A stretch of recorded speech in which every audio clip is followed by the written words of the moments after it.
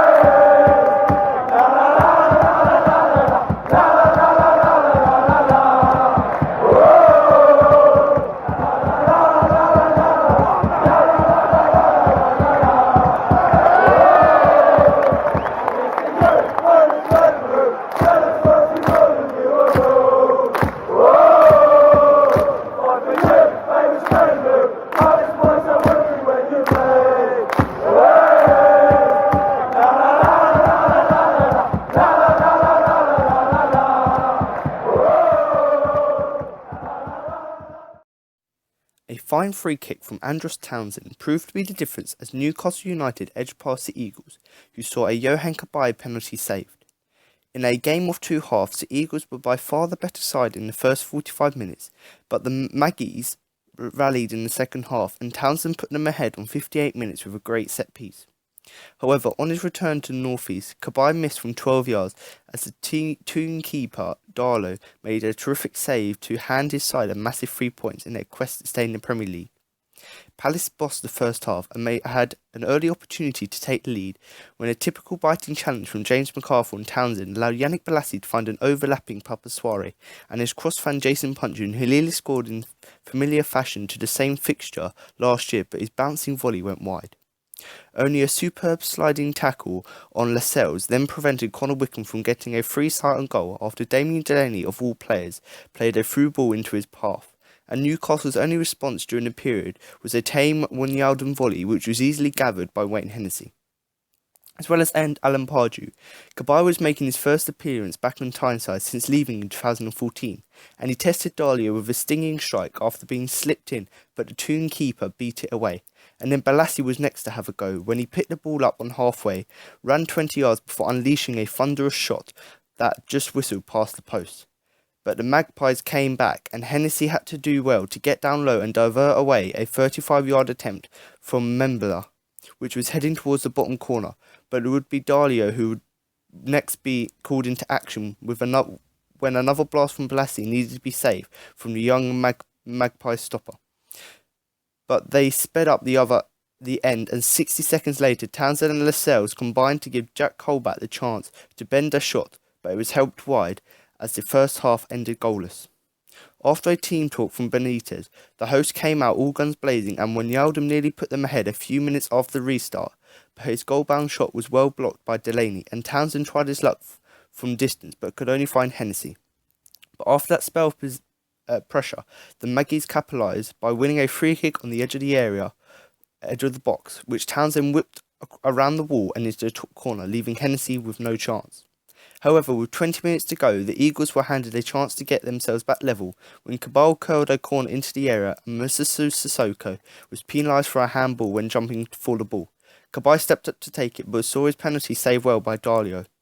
With 10 minutes to go, Alzo Perez was introduced as a substitute, and he was soon in the thick of the action as he raced into a long ball and prodded a shot over the top. But the chances were few and far between in the second half, with Palace unable to create anything to test the man of the match Darlow as the Toon edged the points. Now to move on to the player rankings. Like I say every week and in every podcast, if you do have any different opinions for me, or you just want to comment something about the game, just comment below so myself and other fans can see what you thought and, see who you thought was the best player and, etc, etc. So this week, let's start with Wayne Hennessy. So I'm going to give Wayne Hennessy a 6. Untested throughout, but was the spectators, Andros Townsend whipped a free kick into the corner of the net. So you know, people were complaining about Hennessy because he could have done better with that, or the wall could have jumped higher. But looking back at the game, he couldn't really have saved that free kick because it was an absolute blinder of a free kick.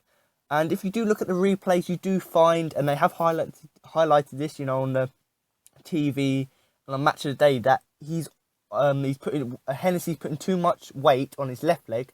So when the ball gets whipped into the right, he can't move quick enough to obviously try and save it. But, you know, give credit to Andros Townsend. It was a superb free kick. You know, Wayne Hennessy couldn't have done anything about it. Maybe if he had his feet better, he may be able to get a touch to it. Whether he would have been able to save it is another question. But, you know, other than that little, hip up, let's say, other than that, he was superb throughout the game, you know. And that's why I've given him a 6, because you may think because he let in a goal, in that fashion, maybe he wouldn't be as high. But you know what? He had a very decent game and was able to claim the ball from corners, punch it away, grab it. And also when the likes of Delaney, Dan come in to do last-ditch tackles, or, you know, to block the player from getting the ball, Hennessy is able to dive down on the ball and retrieve the ball to stop the attack. So, you know, solid game from Hennessy. You know, unlucky with the goal, but maybe could have done better if his feet were, you know, better positioned. But, you know, another solid performance from him. So now to move on to Joe Ward, who I'm going to give a 6. Performed well in the first half as part of the Eagles' stout back line, but went back too easily on a few occasions. So Ward, like most of the team, like the team in general, let's say, Ward was one of these players who had a much better first half. You know, he wasn't unnoticed, he weren't that bad in the second half, but you know what, he had a much better first half. But you know what, that doesn't mean anything. He wasn't bad in the second half, and actually overall as a performance, he was probably one of the best players. And you know, mainly because we didn't concede any stupid goals like we've done before, where a player just weaves in and out. You know, it was a solid free kick, so it wasn't like the defence is to blame for the goal. But you know what, very good game from Ward. And also, like normal with Ward, you know, we didn't have that many opportunities in the second half to get forward, but whenever we had possession and we were able to go forward, the likes of Ward and Papa Suarez were able to get forward, run down the flank, and supply the ball to the likes of Yannick Bolasie, who was, you know, the main attacking threat in the game. But, you know, if it weren't for Ward and Suarez running down the flanks and supplying the ball, maybe, you know, the game would have been different. We had even less chances than we did have. But you know what? We've got to credit Ward for what he did do for the game. And that is, you know, being solid at the back and supplying ball to the attacking threats. So now to move on to Scott Dan, who had a bit of a weird game, and you may disagree with this rating. But you know what? I'm going to give him the credit where it's due, because he was sick before the game, or he's had an injury. He's come back from the injury, still isn't 100%. And then at half-time, he was actually sick, physically sick on the pitch. So you know what? You can't really rate him for that, because he was playing unwell, and they did ask him to go off. But you know what? Dan, resilient. You know, he said, carry on. Obviously, he carried on with the game. Obviously, wasn't, up to a standard as you would expect from him. But you can understand that. And for that reason, I'm going to give him a 6. Unleading in the first half, but a needless foul on Townsend led to the match-winning strike from the goal kick, or from the free kick. So, other people may give him, obviously, lower scores because he did make that foul, which maybe you may say is needless, but me looking back at it, I personally feel that it was a tackle that needed, because if Townsend was able to cut in on his left foot, maybe his right foot, he may be able to have whipped it in either of the corners, top left, top right, you know. So, you know, Dan wasn't going to take that chance, and that's the sort of, you know, decision that defenders have to make, is whether to make a tackle or let them have a shot and hope that it will deflect. And obviously Dan made that decision to make the foul. Admittedly, not that bad a foul. Obviously, it does warrant a free kick, but, you know, people were saying it's horrendous, but, you know, it wasn't that bad. And ultimately, the wall couldn't jump up high enough, and, you know, the goal was superb, so you can't really blame him for that. But other than that, considering he was ill with that injury, he was superb throughout the game and had a really solid defensive performance as well. And that just leads me nicely onto Damien Delaney, who this week, like in the last few weeks, you know, has been one of the hot contenders for the Man of the Match awards, and I'll go on to speak about that later. But Damien Delaney, you know, one of these players who is very consistent at the minute. He's not one of these players who dips in form. Maybe he might have 1 or 2 off games here and there. But generally, as a whole, Damien Delaney is probably the most consistent player in the season. And maybe that's because he's played nearly every game in the league. He hasn't had any injuries, any setbacks. But I think it's because of how old he is. He's professional. He's professional about what he does. And ultimately, that leads to him being consistent. But, you know, I am going to give him a 7. And I think he truly deserves that. And hopefully he can build on these performances. Hopefully get Dan back up to, you know, the standard we know Dan can be at, and ultimately have a massive impact on the game. So solid as usual along Dan, and carried out the 40-point plan well in the first half, with driving forward runs, but nothing could be done about Townsend's strike. So, like it said there, and it's sort of the same for all of the defence. You can't really fault the defence because they had a really solid game. And, the reason we conceded the free kick is because it was a superb free kick. It went round the wall. So there's no blaming the free kick on any players. But you know what? A really solid performance from Damien Delaney. And the thing that surprised me quite a lot is because he's not the fastest player, you wouldn't expect him to make runs. But whenever he had the ball, instead of being scared, I suppose, like players have been quite recently, passing the ball, like getting rid of the ball, not keeping possession, Delaney would try and keep the ball, try and run players, try and sort of push them over as such, or push them away from the ball so he can make these little runs forward.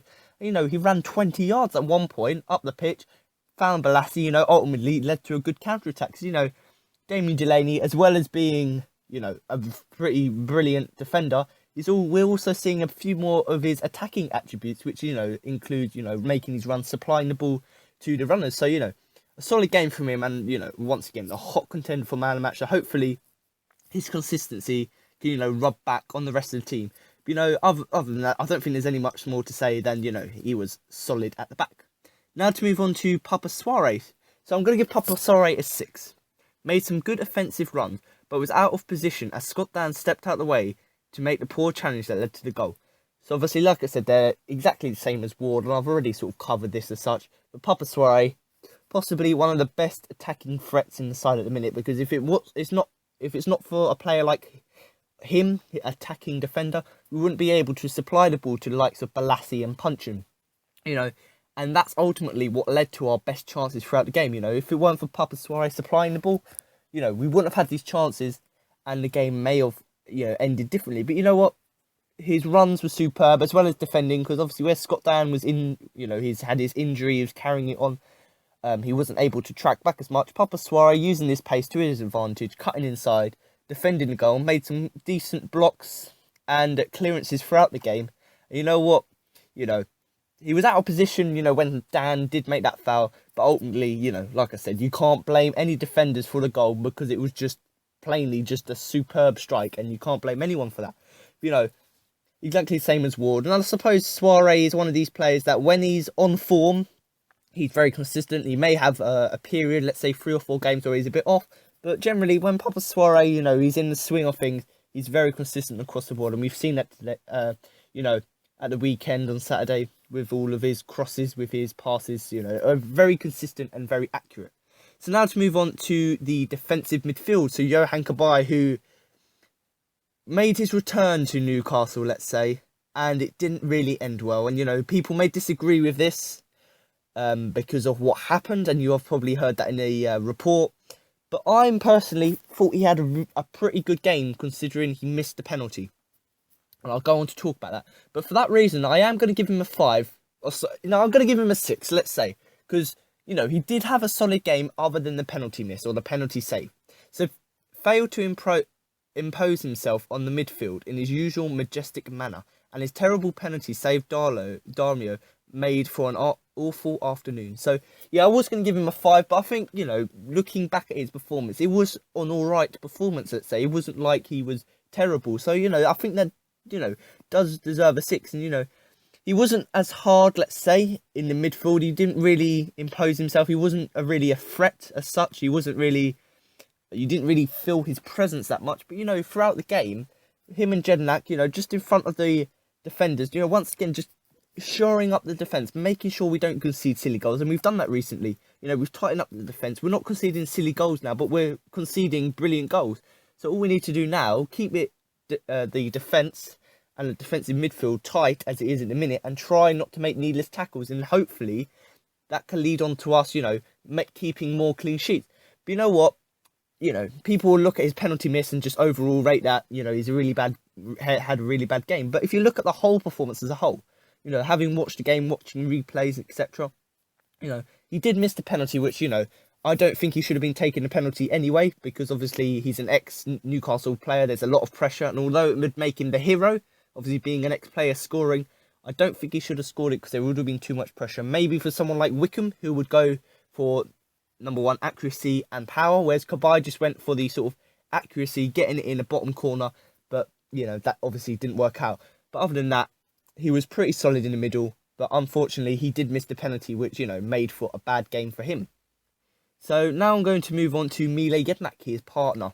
And I'm going to give Mile Jednak a 6. The club captain has reinstated himself in the starting lineup, but today he ultimately lost a scrappy midfield battle. So I suppose the thing with this game is, you know, recently Jedinak's been performing quite well. You know, he's been able to, you know, be really good defensively, as well as making these passes and runs. But I think that the reason he struggled against Newcastle is because the players such as Wijnaldum are very fast. So, you know, Jedinak isn't that fast. So I think that's why he struggled against Newcastle, because he wasn't able to keep up with them. But, you know, whenever they were running at him, he was able to make himself big by stretching on his arms and legs, you know, to make sure the ball couldn't get past him. And, you know, ultimately, you know, led to, you know, almost a clean sheet. You know, if you don't include that fantastic goal. But you know what? Mile Jednak had a really good game, you know, just in front of the defenders, just shoring it up. And ultimately, you know, he was a bit scrappy at times, you know, his passes, his possession got, you know, taken over by Newcastle. But, you know, as a whole, you know, he commanded the team very well. He took out the game plan, which, you know, ultimately is what we want. You know, we're just starting to see more of what we've seen in him, you know, last season, you know, with his, you know, commandment as well as his defensive attributes. And, you know, maybe interesting to see whether in his later stages of his career, maybe he may go to centre-back, because he's a very good defensive player. So I would, you know, he's not that fast, but he is fast if he was to become a defender, because defenders are normally quite slow. So having someone that's slightly faster may work for us. But you know what? Another solid performance from the captain, you know, credit where it's due. He had a very solid game and commanded the team well. So now to move on to Yannick Bolasie. So I'm going to give Yannick Bolasie a 7. And the main reason for that, before I even give you the explanation, is because he was the best attacking threat. The one highlight for Palace, the winger was at his direct flying, but however, he could not influence the game. So, you know, like I said at the beginning, he was the best attacking threat throughout the game. You know, Newcastle couldn't cope with him. You know, his runs, he was able to cut inside quite a lot. He had a few shots from about 30 yards out, which just went wide or got saved by the keeper. He also had a few in the box that got saved by, obviously, the in-form Newcastle keeper. But, you know, if it weren't for him in goal, maybe Bolasie would have got himself 2 goals, because he was superb. And like I said, he was the best attacking threat on the day. You know, he was able to get forward with the help of, obviously, Ward and Papa Soare. You know, once they got the ball to him, he was able to run, maybe link up with Soare, you know, 1-2 passing, then get the ball in the area. And he was superb at that. You know, his crosses were good as usual. You know, his shot was powerful. You know, when he had the ones from 30 yards, they were really powerful. And, you know, although he didn't have a massive influence on the game, by far, whenever he got the ball, we had hope that, you know, it could lead to something. And ultimately, you know, that is what we expect of him. We want, you know, Bolasie we get the ball to him, and, you know, he doesn't know what we're doing. He doesn't know what he's doing. We don't know what he's going to do. So it's just up to him. He makes it up on the spot, does whatever he wants. And ultimately, sometimes that leads to, you know, miracles, whether it be skills or just a powerful shot. So, you know, once again, the best, probably a highlight for Palace, and, you know, another hot contender for the Man of the Match award. But like usual, his passing, his crossing was superb. He didn't have a big influence on the game, but a pretty good performance from him. Now to move on to an attacking midfielder who is normally a defensive midfielder, and welcome back to James McArthur. So he's come back from injury. I am going to give James McArthur a 6.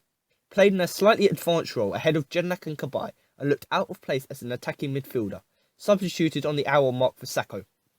So I did explain there that he's come back from injury, and because obviously Cabaye's in form, or Cabaye always starts, and obviously Jedinak's in form, you know, we wanted to introduce McArthur in somewhere, and obviously where he's been injured, he's got a lot more energy because he's been rested for quite a long time. So I suppose playing him in an advanced role will be slightly better, because he's a very creative player, because he's able to hold on to the ball, find passes. And, you know, some of his passes throughout the game were really good. They were like sort of chip over one player, a Newcastle player's head to get to a Palace player so they could make a run. And, you know, some of these passes were superb. And although he did look out of place playing an attacking role, I did see that actually on the day he was probably our best option there. Not only because he's able to make these passes, but another thing of him, he's good at keeping possession. He's good at keeping the ball. You know, people coming running at him, so he'll just do a twist and a turn, get past them, and eventually, pass the ball out. And I suppose the reason why he got substituted is mainly because of the injury. We don't want to we don't want him to get injured again. So, we took him off at the after an hour. But you know what? That doesn't mean he had a bad performance. It's just to sort of preserve his energy, because I suppose he'll probably play in the final of the FA Cup. So we want to make sure conserve his energy so he's up to full fitness. But generally a good performance from him. Like most of the other players, you did see quite a lot of him. He didn't really do spectacular stuff, but when he had the ball in that attacking role, he was able to use it effectively, whether it be passing it forward, whether it be making run or just keeping possession, and that's hold-up play, I suppose we call it. That ultimately, led to quite a good performance from other games. And I suppose where he was playing central, he was vital to the rest of the team playing well, and I think he fulfilled the game plan very well. So now to talk about Jason Puncheon. So obviously Puncheon normally plays a central role, but obviously as MacArthur came in for Zaha, obviously Puncheon was drifted out wide. So often drifts in and out of games and didn't have much say on the proceedings before being taken off for Dwight Gale. So just that, I thought I'd do something different here. I thought I'd give you the explanation and, see if you can guess what rating I'm going to give it. But you know what? I am going to give him a 6, because I suppose the 6 was the average performance of most of the team throughout the game, because we didn't have a bad game, because in the first half we completely dominated them. We were by far the better team, and then sort of half, let's say, of the second half we dominated the team. But obviously Newcastle, when they were dominating for that sort of half of that second half, they were superb, and obviously that led to the goal. And maybe if we had taken our chances slightly better, maybe you've got something out of the game. But Puncheon was quite crucial to this, because obviously where he was playing out wide, he's not normally, that's not normally his position, because he's very creative, so he'd rather play in the middle. So that's why he drifted in quite a lot, because obviously he can use his pace to cut inside and find the passes to whoever's on the other wing, obviously that being Balassi. And also he was able to, use his creativity. Him and MacArthur, both very creative players. They're both very good at hold-up play, so they both hold up the play, so it'll do 1-2s, and then obviously get the ball forward to Wickham. So, although you didn't see much of Puncheon throughout the game, I think that's only because he was playing out of position. You see the best of Puncheon when he's playing inside, central, where he's able to get the ball up, hold the ball up, and pass the ball out. Maybe if Puncheon had been playing, central, and MacArthur maybe playing out wide, let's say, maybe he would have had a better impact on the game. But like I say, with most players, if they don't have a lot of the ball, whenever they do use the ball or have the ball, they use it effectively, and ultimately that led to many counter-attacks. So you can't really fault Puncheon for anything. Maybe could have done better on a few chances, getting the ball forward, try and keep possession. But generally, as a whole, a very solid performance from him. And that leads me nicely onto Connor Wickham.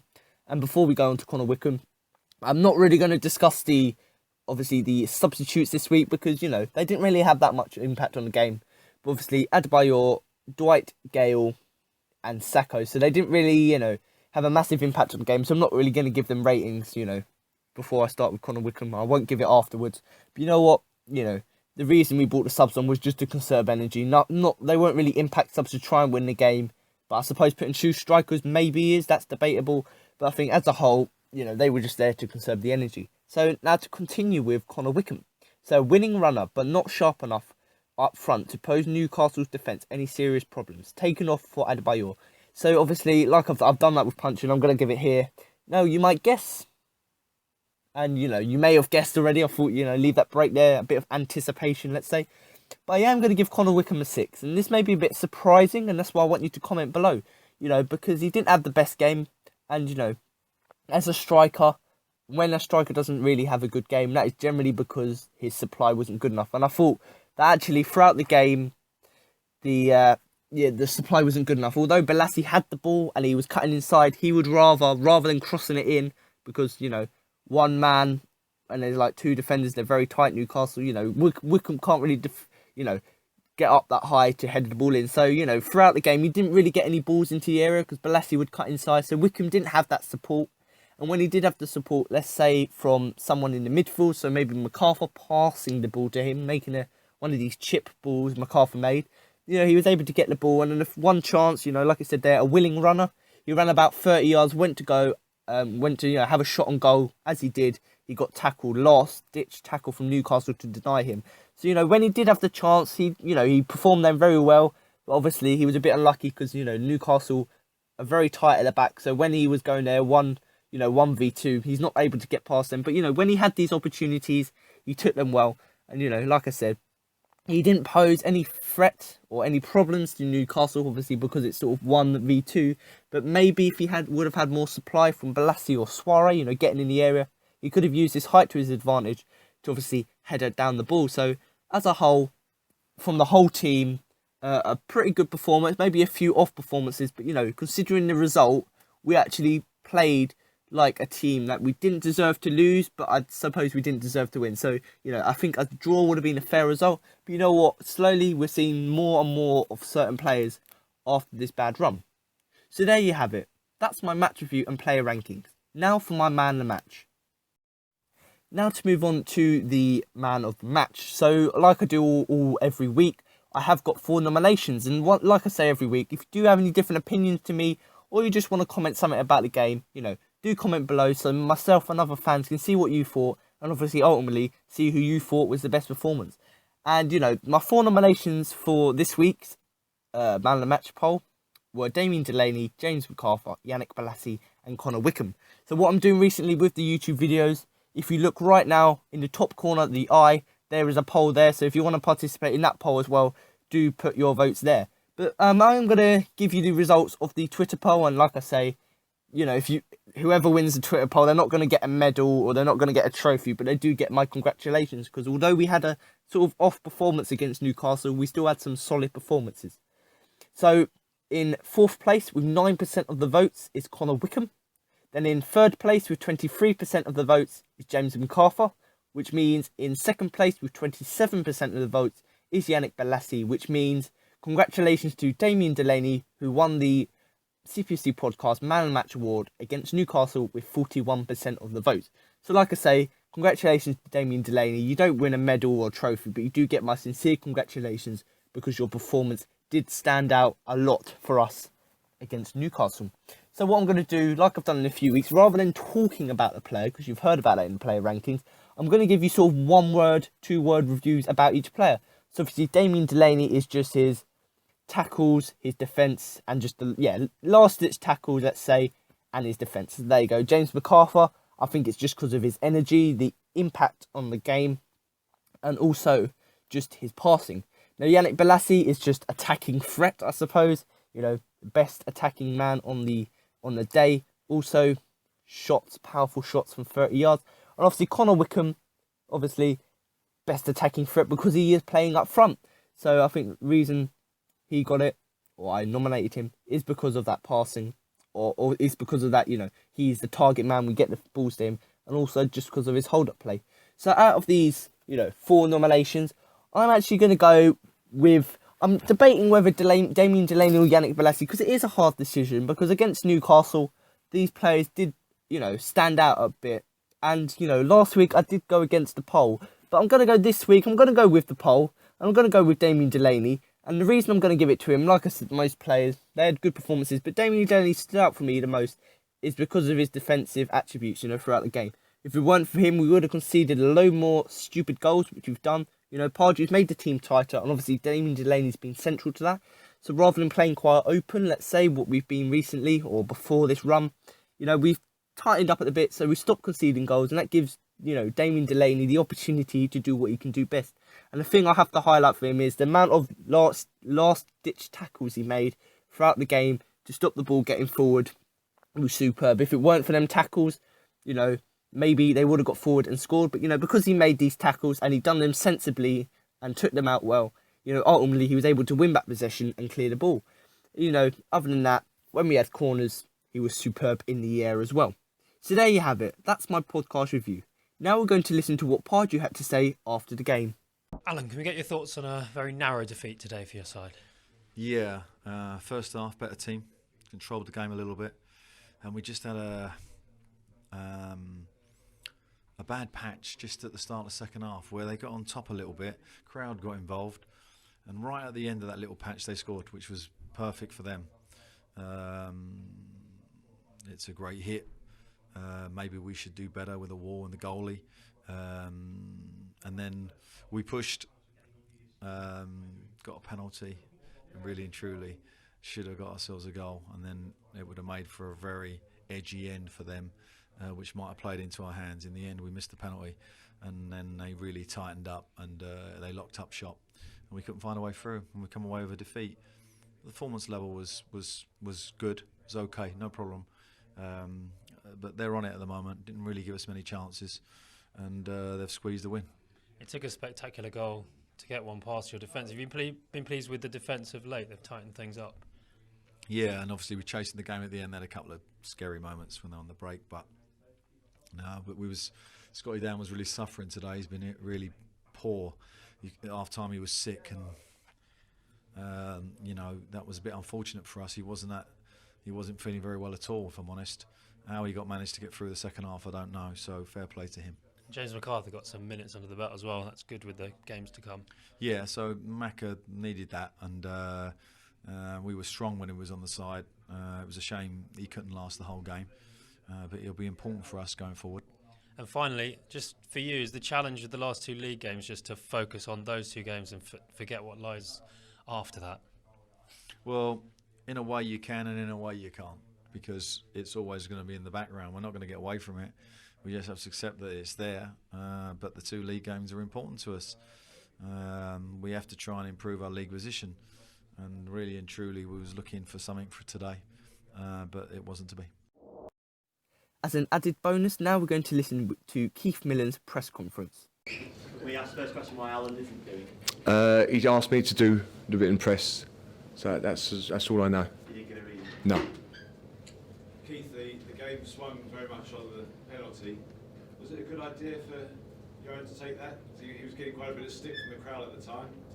Well, Yo's one of our penalty takers, and he's very good at it. So it wasn't a concern, Yo taking them. Definitely not. The last one at Reading wasn't the best.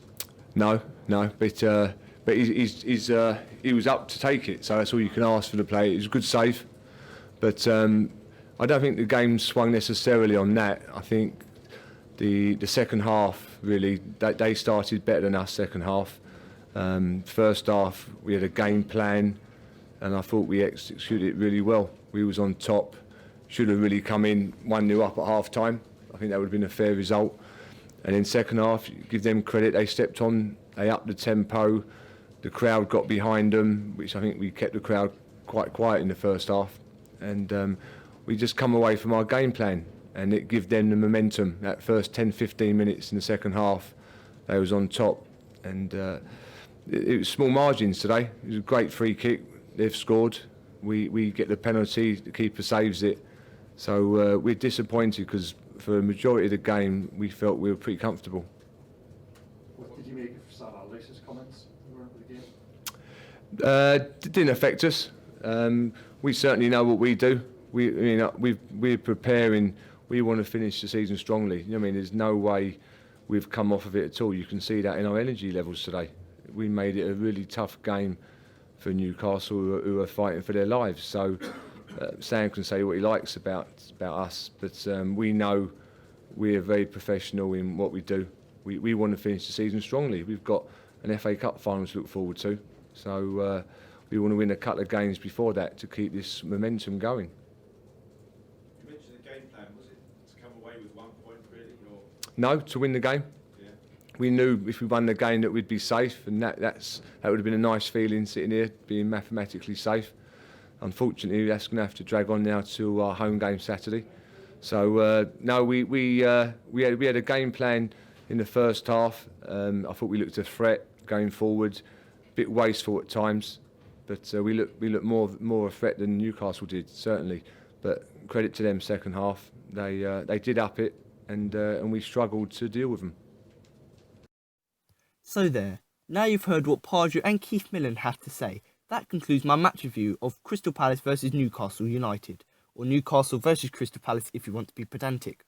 But make sure to come back next week for my pre- and post-match review of Crystal Palace versus Stoke City. So thanks for watching, and remember to up the Palace. Palace!